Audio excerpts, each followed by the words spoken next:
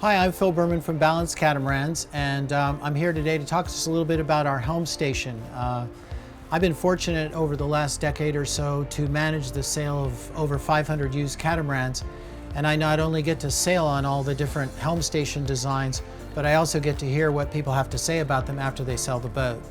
And all advantages are attended with disadvantages in design, but I've looked at all the different helm stations that have been available and decided that none of them really quite met my needs for the ultimate cruising boat.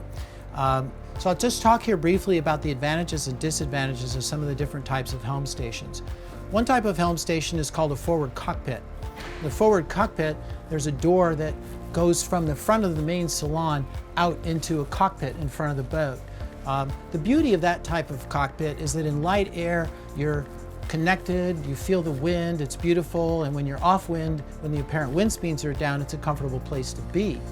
However, when you have to go up there to reef your boat, you have to put on foul weather gear, you have a door that opens, you walk into the boat sloshing with water, and you're basically subjected to a fire hose in heavy air, because when you're sailing upwind in, say, 15 knots of true wind, if you have a high-performance boat like this, you're experiencing 25 knots of apparent wind, so it's an extremely cold place to spend your time, and so I've ruled it out for that reason. But the other negative of it is that when you're all the way in a forward cockpit, you don't have visibility of your sterns when you're trying to dock the boat.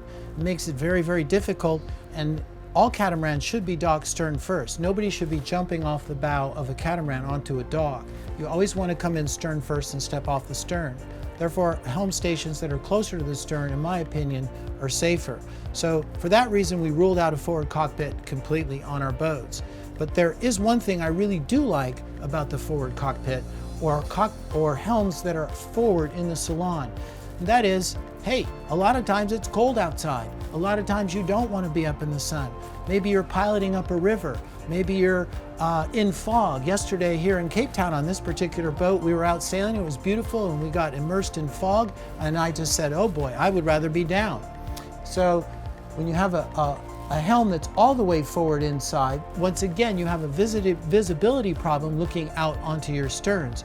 But at least you're protected. You can pilot the boat comfortable, you can have a cup of coffee, and that's just fantastic. Then I thought, okay, well, what about dual helms aft? This is when you have two helms on both sides of the boat aft. The beauty of a dual helm is that when you're sailing to windward, you can see the sails, it's very sporty, it's a lot of fun. The negative is that you always have visibility problems looking to the opposite side of the boat when you're sailing in crowded areas, and you have a huge exposure problem to sun.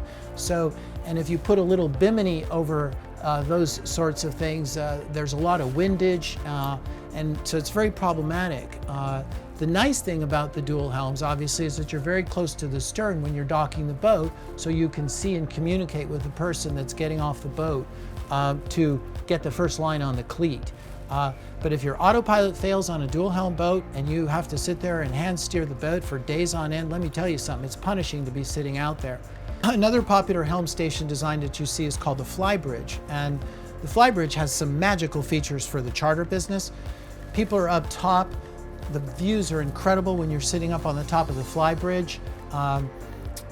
People can sit up and enjoy a sunset, cocktails, etc., and it's become really, really popular in charter. The problem is on smaller catamarans under, say, 65 feet, the boom ends up being raised so far off the water that the efficiency of the sail plan is quite poor. And those types of boats typically, until you get into the really larger ones, sail very, very poorly upwind. The other problem is that the people that are up in the flybridge are completely separated from the people that are down in the aft cockpit. And also, if you're piloting the boat short-handed in the flybridge, when you want to dock the boat, you have some communication problems down below, but if you have to run down onto the deck to get a cleat, it's a long way to go. So for that reason, we ruled out the flybridge on any of our designs until they become very, very large. Another popular helm station that you see, although less often these days, but you do see that on performance cats, is what we call dual bulkhead helm station. So you have one wheel on the back of the coach roof on the starboard side and one wheel on the back of the port side.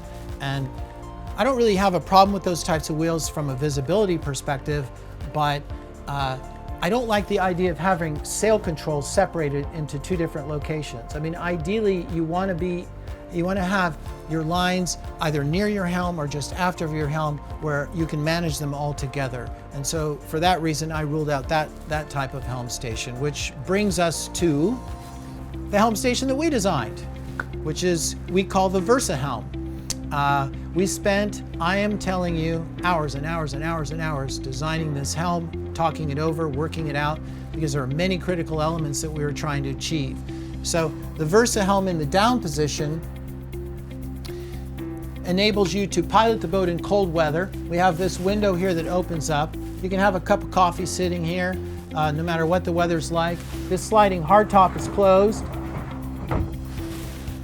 You can put clears on the sides of the boat for cold weather, and you basically are piloting the boat looking through the windows of the boat. I can currently see both bows and I can currently see both sterns, which makes it ideal for docking the boat.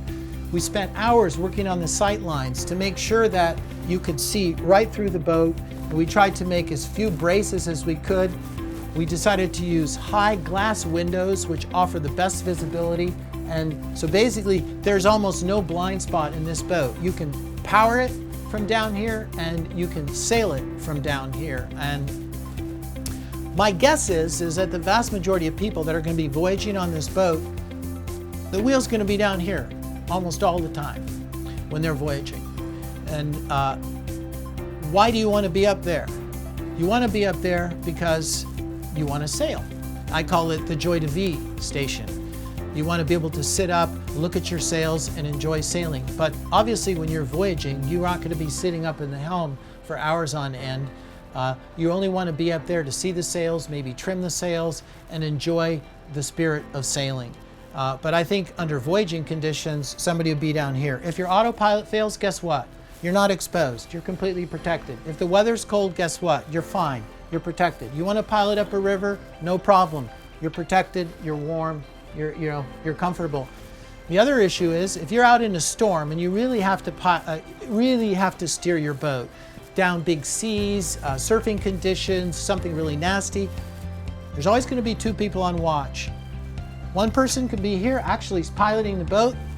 The other person on watch, we designed this the salon couch to enable them to sleep. So you can have the other crew member sleeping right there. What happens when you're sailing in high winds conditions and stormy conditions is that it's noisy. The boat's sailing fast, the wind's howling. It's really hard for somebody down below to hear you. If you have a problem, you want to be able to just talk to your crew who's right in here or walk in and tap them on the shoulder. You don't want to have to leave the helm and walk down and wake them up, etc., etc. So we just think this is just a fantastic way to do it. We have throttles down below, so you can motor the boat from down below.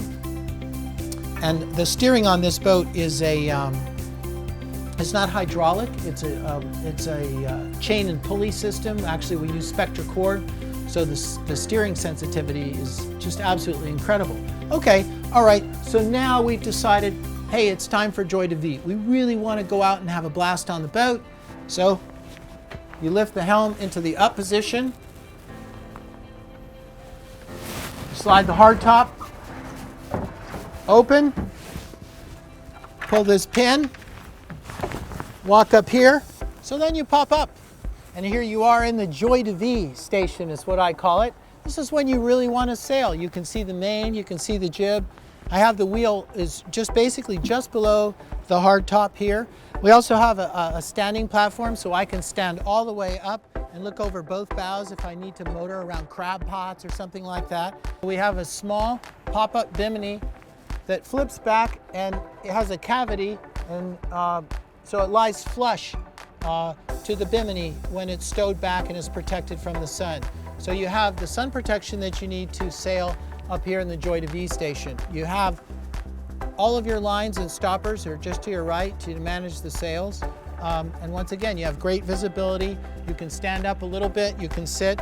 It's just a super comfortable place to sail when the weather's nice and you want to enjoy yourself. What are the reasons why this little pop bimini goes down is that to have a performance boat, you really want to keep your boom as low as possible to the top of the coach roof. The lower you carry the sail plan, the better your performance is going to be upwind. And we also think, frankly, that aesthetically it's a lot prettier. And so one of our goals was to have no winches up on the top. When this is back and the hardtop is slid, the side profile of the boat is sleek, it's clean, it's beautiful, and it has a really efficient sail plan. And we think we've achieved it pretty well here.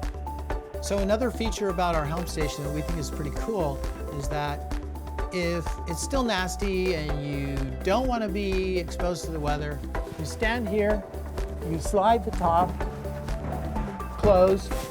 We created a well here, so you can come up here and sit and operate these winches. This one here is an electric winch, this is a manual. They can both be electric if people want them. And we have put a clear window right here above me so that we can see the mainsail and the jibs. So if you want to do a sail trim, you have the visibility to do it, but you don't have to be exposed to the weather, which is pretty cool.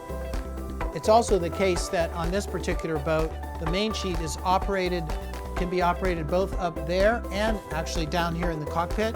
And we can also set up the jib to operate both up there and down in the cockpit, depending upon the customer's choices. If it was my boat, I'd have up and down operation. But a person can focus their boat only on the up operation if they want, or only on the down, or they can have both. It's really a customer choice. I think it's pretty cool.